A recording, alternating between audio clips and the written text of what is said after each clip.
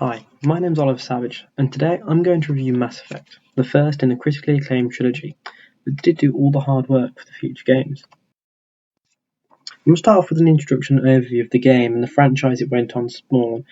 So Mass Effect was developed by a Canadian company by the name of BioWare, known for creating the critically acclaimed game Star Wars Knights of the Old Republic, an RPG set in the Star Wars universe.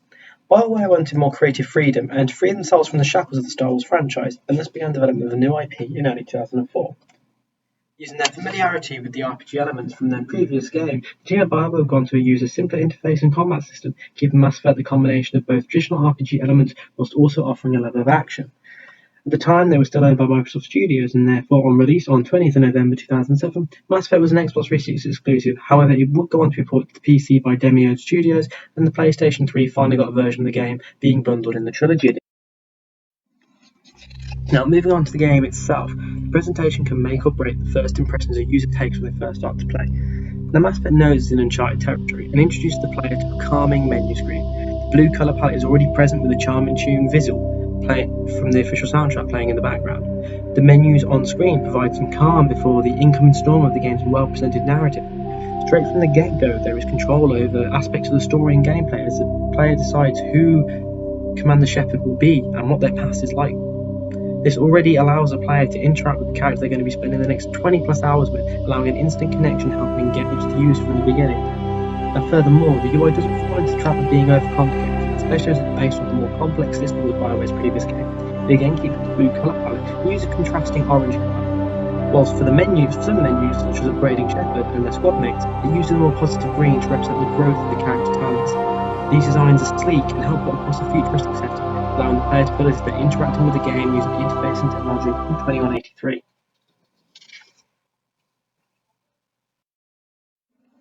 Moving on to analysing aesthetics in the game design, the mechanics, dynamics and aesthetics framework can be used to zoom in through certain aesthetic lenses. The aesthetics focus on the emotional responses evoked in the player, and according to Hunke, LeBlanc and Zubek, there are 8 types, 6 of which Mass Effect touches upon. The narrative of Mass Effect is one of the defining aesthetics features it has to offer. The game takes a twist on the traditional trope of being good or evil, presenting the player with 2 differing personalities for their Shepard to follow.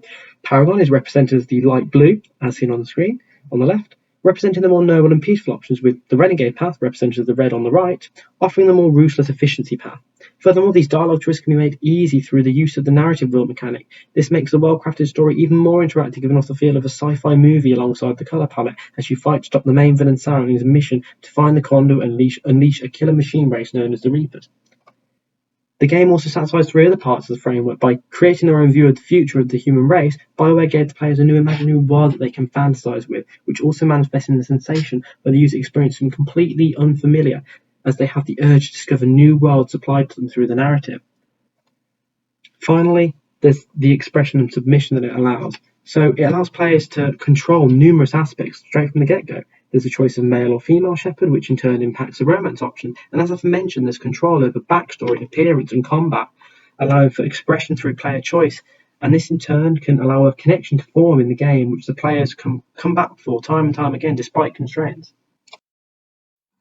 Moving on from aesthetics, one of the other aspects that must exist to make a game is its gameplay. Now, Mass Effect by no means has revolutionary gameplay, and it's not the selling point of the game. But considering the time and effort put into other parts of the game, it can bring the player experience down.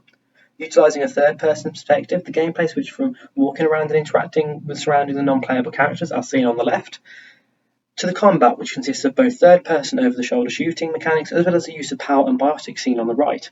It also features a galaxy map mechanic, which allows the player to explore the Milky Way's systems and planets in search of minerals, intel, and uncharted worlds to land on and explore. Exploring worlds is a mixture of on-foot combat as well as driven combat in the Mako. Whilst this serves its purpose well and can engage the player for the majority of the game, it can be seen as repetitive and awkward for some of the user base. Whilst intuitive in the way it simplifies the more complex system from Knights of the Old Republic, such as the inventory system on the screen, the combat wheels for selecting powers, biotics, and weapons can be frustrating to use on the Xbox 360, with 2 wheels instead of it being combined into one. Furthermore, the Mako can feel clunky and awkward to control, especially when using the Xbox 360 controller as seen on the GIFs on the screen. So as we've already seen, the technology available doesn't always allow for the best mechanics in games, and Mass Effect is no different, as it chose to focus more on the narrative than its gameplay. BioWare took advantage of the newly released Unreal Engine 3 to use as a groundwork for Mass Effect, and on top of the engine itself, BioWare developed additional components to allow for advanced digital actors, space exploration, and space combat, resulting in their largest programming project at the time. And during the game's development cycle, most of the time had been devoted to these technologies. But despite this, Mass Effect runs smoothly for the most part and does its job in setting a stable pillar for the rest of the trilogy to form on. The game played at a native resolution of 720p on the Xbox 360, however the PC port would go on to offer an improved resolution. The port also improved other mechanics which helped out some of the aforementioned poorer gameplay mechanics, thanks to the availability of the mouse and keyboard, as well as the combination of the power and weapons wheel into a neater user interface, as seen on the screen. Moving on, sound and effects available to developers have also improved greatly since the early eras of video game industry, where there was practically no sound. And it's almost become a hygiene factor in the sense players don't acknowledge it as much as other aspects, but if it wasn't there, it would certainly make an impact. The team at BioWare went with Jack Ward to compose the game's soundtrack. Sam Pollock and others also joined the team to help develop the electronic aspects of the soundtrack, as well as help get it finished on time. The soundtrack does its job to great effect as it sets the ambience and emotion of each scene with well-crafted use of different instruments and sounds. The more electronically synthesized pieces add to the futuristic sci-fi feel to some of the cutscenes, whilst also providing a welcome backdrop to the combat scenes. On the other hand, the more traditional orchestral pieces add a strong level of emotion to the more impassioned scenes of the game, giving it the added feeling of a space opera. And on top of the game's score, it also features a strong depth in its sound effects, which helps supplement the gameplay. Combat is augmented with well-crafted audio where weapon sounds that have been developed in the far future, immersing the user in the setting. Furthermore, ambient sounds add even more to the setting, where you can experience ghostly winds being heard on certain planets, as well as the whirring of spaceships. Now, any critic can have their opinion on a game, but ultimately, its success can often lie in the numbers and how well it's sold, as well as the accolades it picks up. Now, since its release in 2007 up until the 17th of April 2010, a month before the release of Mass Effect 3, it's estimated that Mass Effect 1 had sold 3.05 million units. To put that into retrospect, The Witcher, a similar game at the time, had sold about 2 million units by 2010, another well-received game at the time, showing that Mass Effect does have comparably successful sales figures. Furthermore, to add to these sales figures, Mass Effect received in total 27 nominations according to IMDb, which is considerably higher than the 3 nominations The Witcher received. And out of these 27 nominations, Mass Effect racked up 5 wins, including 3 for being the best RPG of the year. Now, games can be successful in terms of sales and awards, as we've just seen, but another factor that can affect a game's success is the historical importance it has for the industry. Now, it's never easy for any team to come up with an entirely new IP with no source material, but Mass Effect proved that it is possible as BioWare crafted a thorough view of the Milky Way galaxy in 2183, with the game being met positively by both critics and players. Furthermore, this would not prove to be a one-off, as BioWare's original plan to have the series as a trilogy paid off as the seeds sown in this game set up Mass Effect 2 for major success. And with the help of the previously mentioned use of a narrative wheel, Mass Effect set a new precedent for narrative and storytelling. Whilst not being the first game to utilise the dialogue wheel, it can be said that the mechanic aided Mass Effect's narrative by giving the player an easy visualisation of the choice and their impact. Add on to this the stellar character design and believable stories, and Mass Effect provides a new blueprint for narrative games.